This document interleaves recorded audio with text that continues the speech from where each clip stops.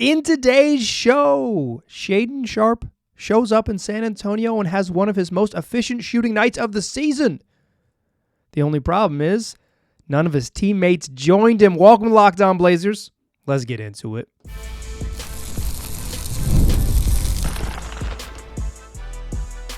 You are Locked On Trailblazers, your daily Portland Trailblazers podcast, part of the Locked On Podcast Network. Your team every day. What up, world? It's your past first point guard and Trailblazers reporter, Mike Richmond. You are listening to another episode of Locked On Blazers, part of the Locked On Podcast Network, available wherever you get podcasts and also on YouTube.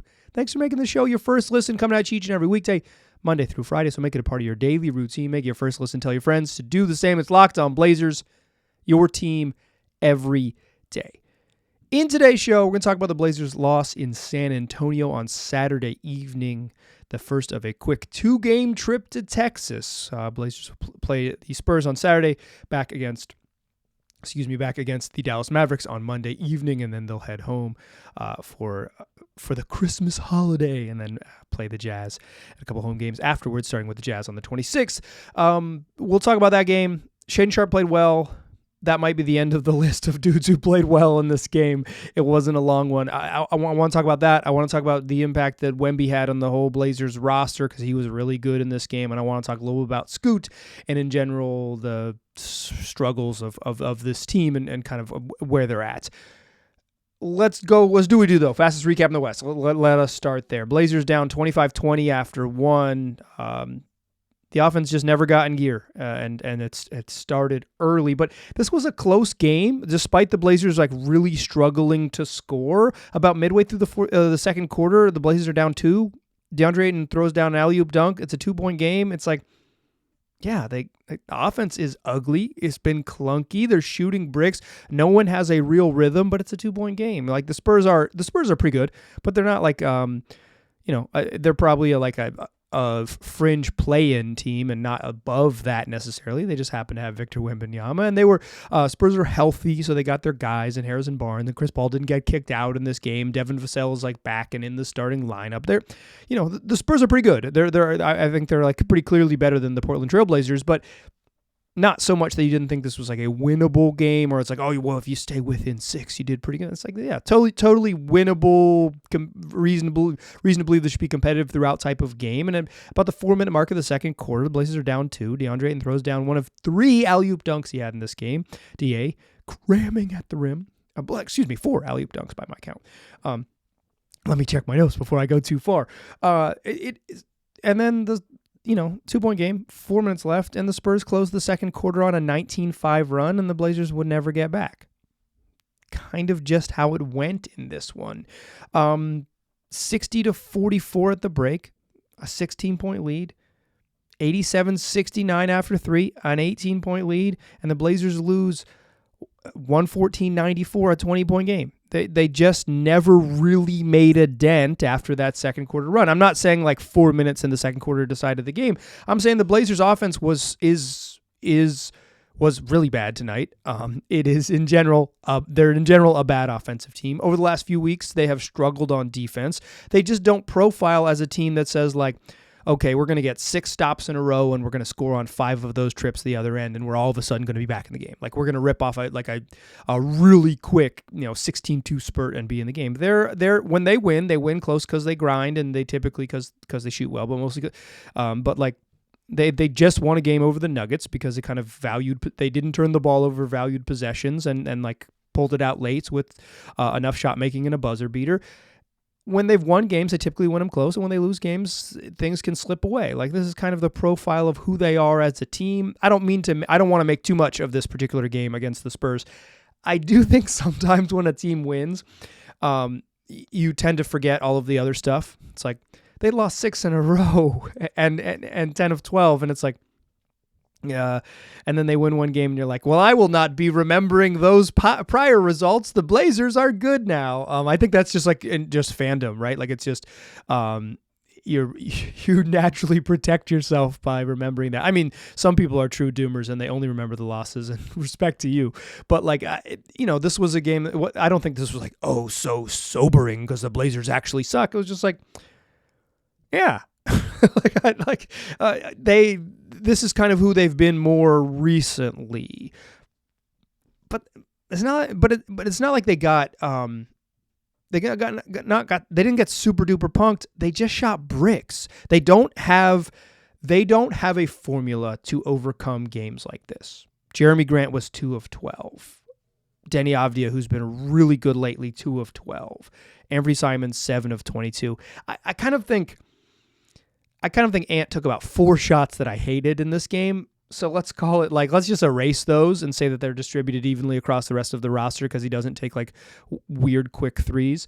But he would have gone 7 of 18. It's not like he otherwise would have had an efficient night, but he took some force-it shots. But every time when this team struggles first of all, he's going to take some bad shots anyways. He's a guy who shoots. That's his skill, in the league. But moreover, when the offense is struggling, one of the few guys who can create a look off the bounce is going to create some looks off the bounce, and they were bad forced shots. And I don't mean to single out Ant necessarily. I think he was. I think he just had a couple that I noticed. I thought DeAndre Ayton had a totally fine offensive game. I don't think he was very good on defense in this game. I'll talk more about that later in the show. But the player who played well was Shaedon Sharpe. Shaedon Sharpe played legitimately very well, and this is back-to-back games where Shaedon Sharpe has put together good games and good games with the aggression you like to see. Some of this game is that Shaedon Sharpe made 3 of 6 threes. One of them was a deep 3 up against the clock from the left wing, a couple steps beyond the three-point line, deep, and he swished it. Dude has a beautiful-looking jumper. It just does not go in at the level of the aesthetics, but the aesthetics are high. But he made 3 of 6 threes, and when Shaedon Sharpe shoots like that, it's a different ball game. When everyone shoots well, it's a different ball game, but particularly him because he can score in some other ways. He was good in this game. The lone bright spot. Let's talk a little bit more about Shaedon and what it means for him to put in sort of back-to-back games at this level. Join me in the second segment. We'll discuss Shay. See you on the other side. First, though, I want to tell you about Skylight Frames. Do you live far away from your family? My family lives far away from me, or maybe you have some extended family you'd like to be closer to, or maybe you're just missing someone this holiday season and you kind of want them to be more involved or be able to share more of your everyday life with them. Well, we got a perfect gift for you. Skylight Frame is the touchscreen digital photo frame your whole family will love. Upload thousands of photos with your phone and watch them appear in seconds. Super easy to use. The setup takes about a minute, and then it's seamless sharing once you set it up. You got this digital picture frame. You can invite your friends and your family to easily share photos. So not just the picture frame, where you send the frame to. Say you send it to your dear aunt. It's in your dear aunt's house, but you and your cousins and your siblings and whomever, your neighbors, can all get the Skylight mobile app, or you can do it via email with no account or subscription required, and then you can upload photos from there. Plus, it's just like a good-looking digital touchscreen, so you can swipe through photos. You can say, let me look at the newest ones that were sent, and it looks really nice in your home because it's just like I said, it's just a good-looking frame. It's also, for my money, better than social media because it's a private way to share photos than just flooding them all to the popular photo sharing app that many of us use. So right now, why don't you use this special limited time offer for my listeners and get $20 off your first purchase of a Skylight Frame when you go to skylightframe.com/NBA. That's skylightframe.com/NBA. Get $20 off your purchase now at skylightframe.com/NBA. All right. I think Shaedon Sharpe was a lone bright spot in this game. 25 points, kind of quiet otherwise. No assists, 3 boards, but 11 of 16 from the floor, 3 of 6 from 3, and I thought the way he went about his business was solid in this game. He attacked off the dribble. I think one of the keys for Shaedon Sharpe is going to be field goal attempts. Field goal attempts relative to his teammates. Anfernee Simons took 22, team leading field goal attempts. Number 2 on the team. Shaedon Sharpe. And this is crucial for him. He cannot be a backseat guy. His value right now is scoring. That is the thing he does best. He's not a really high-level passer, although I do think he has improved dramatically from his rookie season to now, but he's not like he's a high-level passer. He makes some pretty good passes. He's making passes this year that he's never made in his career, but again, like, his value is scoring. He's not a particularly good defensive player right now. He's not a high-level rebounder by any means. Like, the way Shaedon Sharpe is going to impact the game is buckets. This game, famously, as Uncle Drew taught us, has been and always will be about buckets. But like, Sharpe's value is scoring. So field goal attempts, well, it's maybe like a somewhat reductive way to judge a player. I think it's crucial for a guy like Shaedon Sharpe that some of his challenge is just getting him up, just shooting.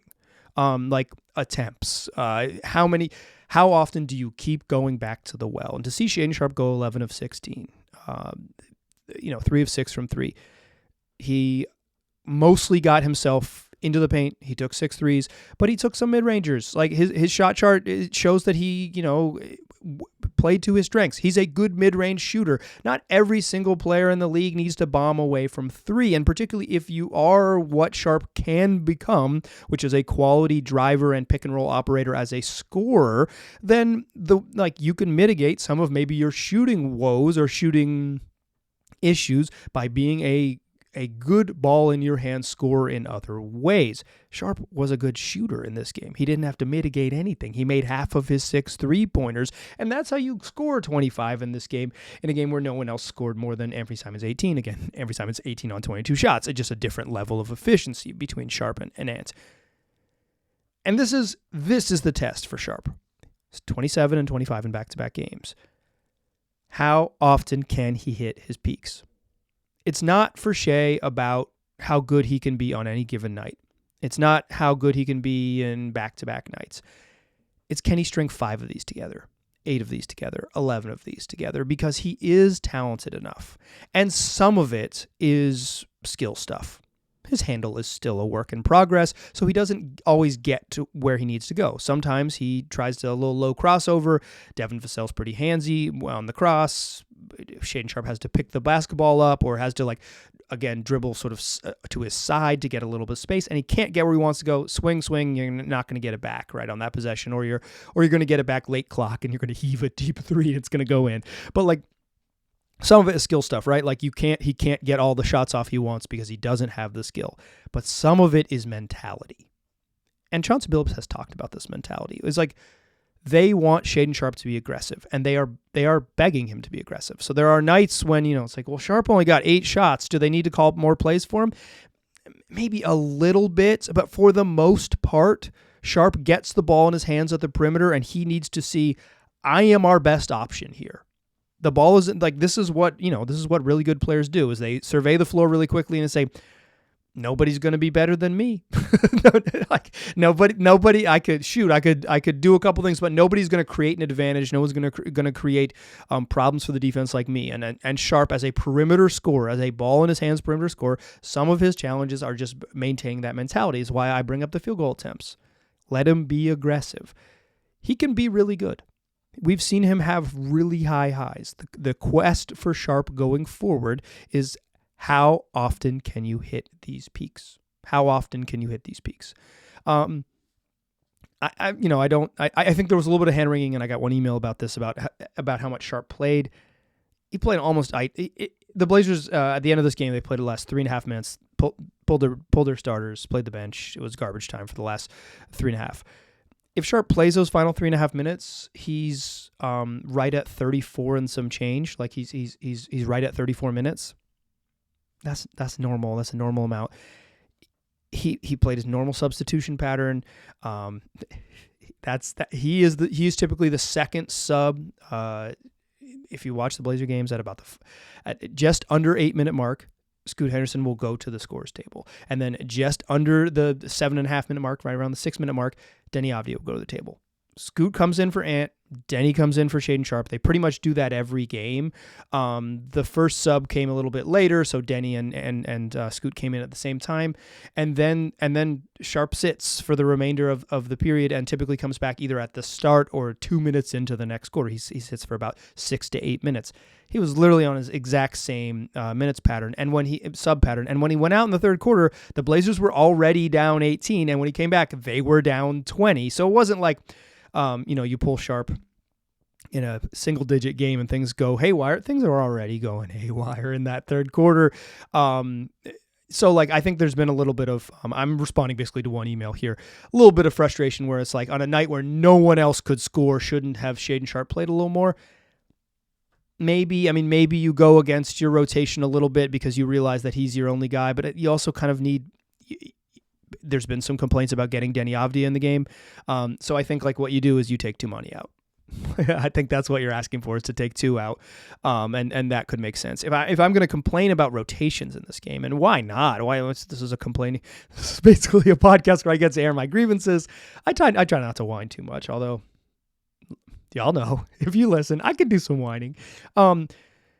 It's like, with the roster the way it is, the Blazers have to play these 2 big lineups, and they're playing two bigs. They don't have to, but they're almost forced into it if they're going to play all 3 centers. That's a healthy DeAndre Ayton, a healthy Rob Williams, and a healthy Donovan Clingan.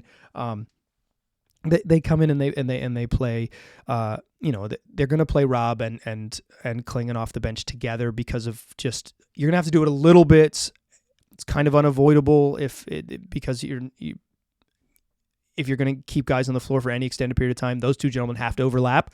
It doesn't help anybody. Rob is he's played with other bigs in the past, but they're true stretchy bigs, and Clingan is a theoretical stretchy big who actually has made his last 2 3-point attempts, but doesn't bomb away from 3 or get guarded from the 3-point line. Such that would help what Rob does. I think Clingan putting him out there with another big non-shooter doesn't do him any favors. It's just if I'm going to complain about the lineup, it has nothing to do with Shaedon Sharpe. It has those 2 big lineups along with Scoot and Scoot and Anfernee Simons. Two bigs, 2 point guards. Too small at the guard spots, too slow at the center spots. Those minutes just weren't good. Those minutes weren't very good for me. I didn't think they were particularly fruitful. I don't love it from Billups, but I don't totally blame him. He's coaching the roster he has in this situation. Some of this is the unavoidable weirdness that we all could have anticipated when the Blazers went into the season with this group. When healthy is going to be a little clunky. I think it was a little clunky. But I think Shaedon Sharpe was really good. He had a fast breakdown where he jumped up above the square and shows off his athleticism. He drove to the rim. He made pull-ups. He made 3-pointers. He manipulated on pick and rolls. He drove closeouts quickly. He scored in the variety of ways you want him to score. He was good. Nobody else was. And some of the reason for that is because Victor Wembanyama is a beast. I want to talk a little bit about Vic. I want to talk about Scoot Henderson. Join me in the third segment. We'll discuss both of those gentlemen from the same draft class on the other side. Join me there. First, though, I want to tell you about BILT. Don't you want to earn points on the rent you're already paying? If you're a renter, listen up. Total game changer. Thanks to BILT, that's BILT, you can now earn points on rent payments just like you do with groceries or travel. Paying rent now comes with serious perks, and it's completely free to join. You can earn valuable BILT points on your rent and everyday spending at no extra cost. You can redeem points towards flights, hotel stays, and future rent payments with over 500 airlines and 700,000 hotels in the program. The possibilities are endless. Plus, you can access unique experiences that are exclusive to BILT members. Here's what you do. You go to joinbuilt.com and you can start earning points today. Start earning points on rent you're already paying by going to joinbuilt.com/LockedOnNBA. That's joinbuilt.com/LockedOnNBA. Make sure you use our link so they know we sent you. Don't wait. Start earning rewards today. Today's show also brought to you by FanDuel, America's #1 sports book and an official sports book partner of the NFL. The NFL playoffs are almost here. I'm recording this during the games on week 16, but it's not too late to get in on the regular season action with FanDuel, because right now, new customers can finish the season strong with $250 in bonus bets if your first $5 bet wins. FanDuel has so many ways for you to pick up a W. You can bet on which players will score a touchdown. You can bet on total points scored in a game, over-unders. You can bet on a million different things. It can be truly thrilling. And not only can you bet on, winners and losers, FanDuel also has bets for any prop you could possibly imagine. If you're watching the games, you can find it's how many points team scores in the first half, spreads on the third quarter, receptions by your favorite tight end. You're going to find it. Just visit FanDuel.com to join today. That's FanDuel.com for your chance at $250 in bonus bets. Make every moment more with FanDuel, an official sportsbook partner of the NFL. Still a pass first point guard. Still Mike Richmond. Still listen to Locked On Blazers. I haven't mentioned him. I mentioned him by name, but I haven't mentioned the stat line. Victor Wembanyama was wild in this game. It's a talented young man. A really interesting player, a talented young man. He finished with 30 points and 10 blocks in under 30 minutes. 7 rebounds, 3 shy of a triple-double if you're into that statistical symmetry that everyone craves. But, he just made life too hard for the Blazers. In both meetings with the Spurs, they have guarded him with the Blazers have chose to guard Vic with Jeremy Grant, because Victor Wembanyama, despite being 7'5", is like a perimeter player. He's more Kevin Durant than Yao Ming. He's when he tried to post up Jeremy Grant, I don't think he had a strong advantage. But he's much bigger, and when he gets to his spots, he can shoot over the top. And in the most recent meeting that the Spurs had in Portland, he did get himself to the mid-range and shoot over the top and score. And he does a good job of, if you are physical with him and try to get hands on him, he blows right through people's hands and makes sure he gets contact and gets himself to the free throw line. And just on defense, he's gigantic. He's so big, and his recovery is so special. So he can even be a little bit out of position or a little bit late and then just get there and erase shots that you think he wouldn't. And I think where this game really changed for the Blazers in two ways. This wasn't a shooting game, right? This wasn't a game. So many, I think it's so many people think every NBA game is just decided by who makes more threes. Well, the Blazers made more threes. They had 12. The Spurs made 10. Blazers shot under 30% from three. Well, that's a kiss of death. You're just going to lose every single game. The Spurs shot under 30% from three. Blazers 27.9, Spurs 27.8, and made 10 threes. Blazers had one more turnover than San Antonio. Offensive rebounds. Blazers had 11, Spurs had 12. The difference in this game came on the free throw line and in the paint. Victor Wembanyama took 11 free throws. The Portland Trail Blazers took 9. On the broadcast, Lamar Hurd on the Trailblazers broadcast shared that the Spurs are one of the lowest foul teams in the league, and they're one of the few teams in the NBA that has held teams to single-digit free throws multiple times this season. They lead the league in number of games where they've allowed fewer than 10 free throws. They allowed just 9 in this game. They're a low foul team, and that was the difference in many ways in this game. The Blazers made 6 free throws. They attempted 9, 6 out of 9 from the free throw line. Pretty nice. Spurs go 16 of 18, plus 10 of the free throw stripe. And they made 8 more twos. That's the difference in this game. The Blazers, they won this game in the paint. They won this game, getting fouled and scoring in the paint. The Blazers couldn't solve Victor Wembanyama.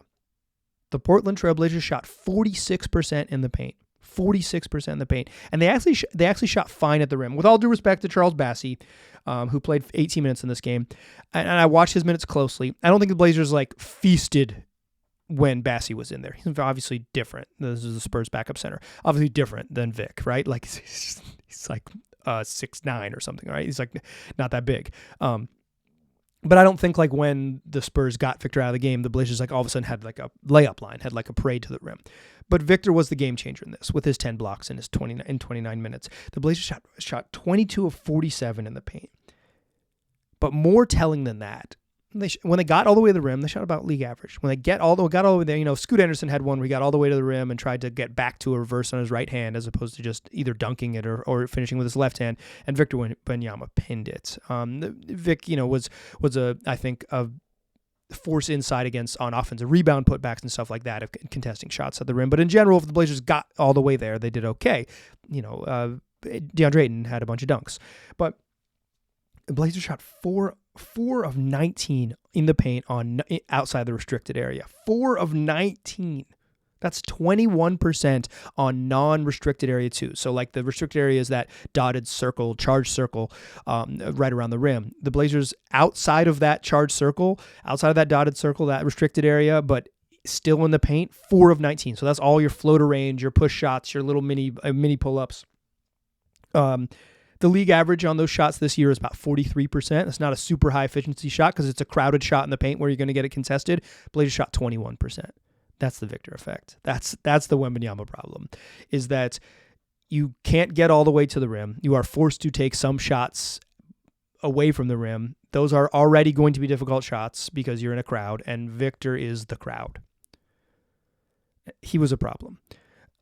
Real quick on defending him. I think it's fine to guard him with Jeremy Grant. I think it's fine. It's not ideal. Like I think I think you want Kevin Garnett or something like that. Someone who's quick and really physical to guard Wembanyama. I think that would be. I think Hall of Famer and former league MVP Kevin Garnett would be my ideal player to guard Victor Wembanyama. I do think 2004 Kevin Garnett would be a pretty good player to add to the Portland Trail Blazers.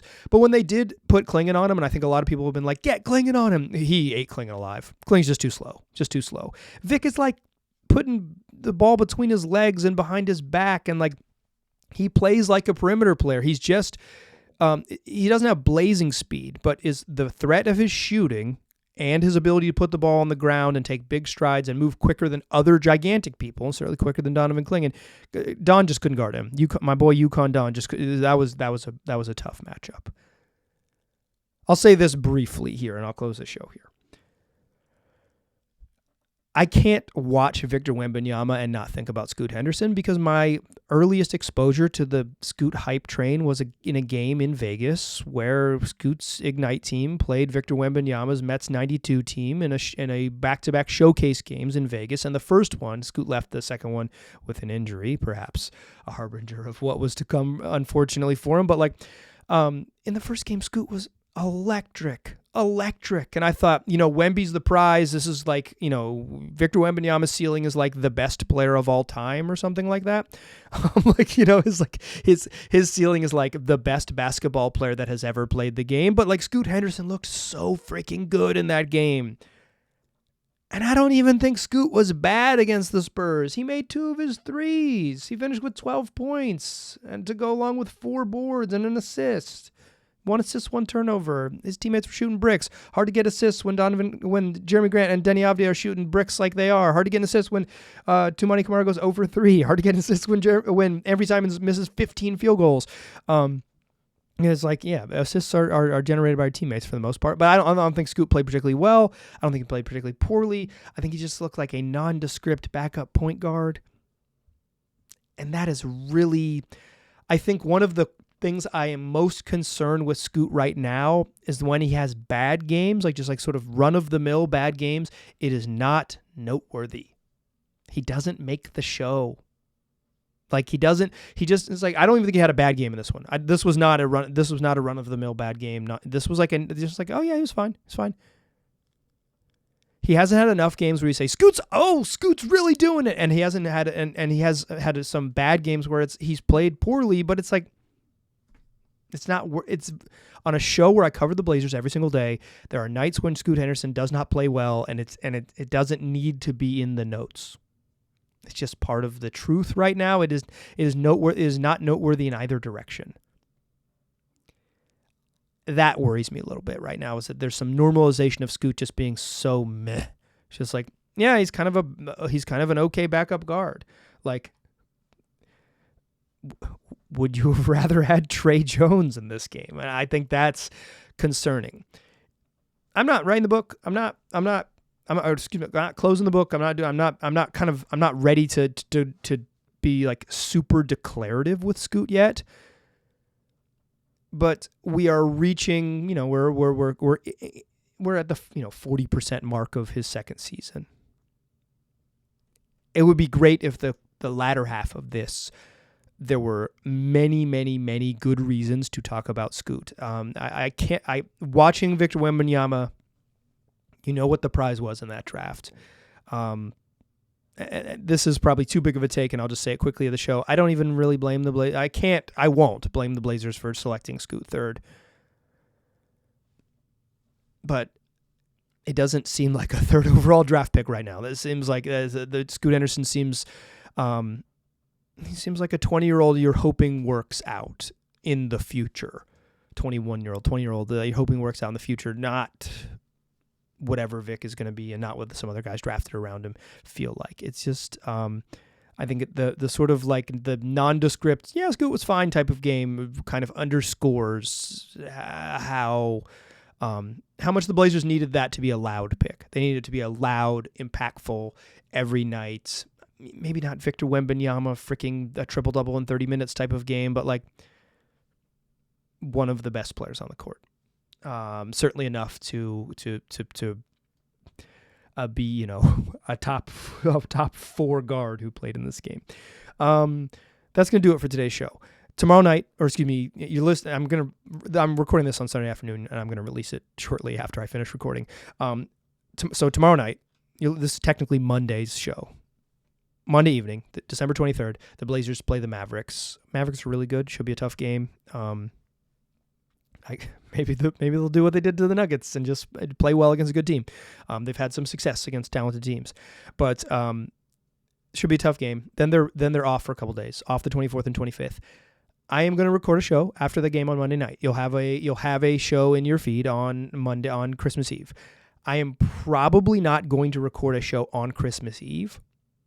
Very, very, very unlikely. So on Christmas morning, you will not have one in your feed. But on Christmas evening, I probably will record a show. So on the 26th, you will have one. Then the Blazers play on the 26th and against the Jazz, and obviously I'll recap that game. So if you are looking for the schedule this week, Christmas Eve, yes, look for a show in your feed in the morning. Christmas, no, don't look for a show. That one will be coming later. So four shows this week. Tell your friends about the program. Tell them they get it wherever they get podcasts, and then come back for more of these. I appreciate you listening. I'll talk to you soon.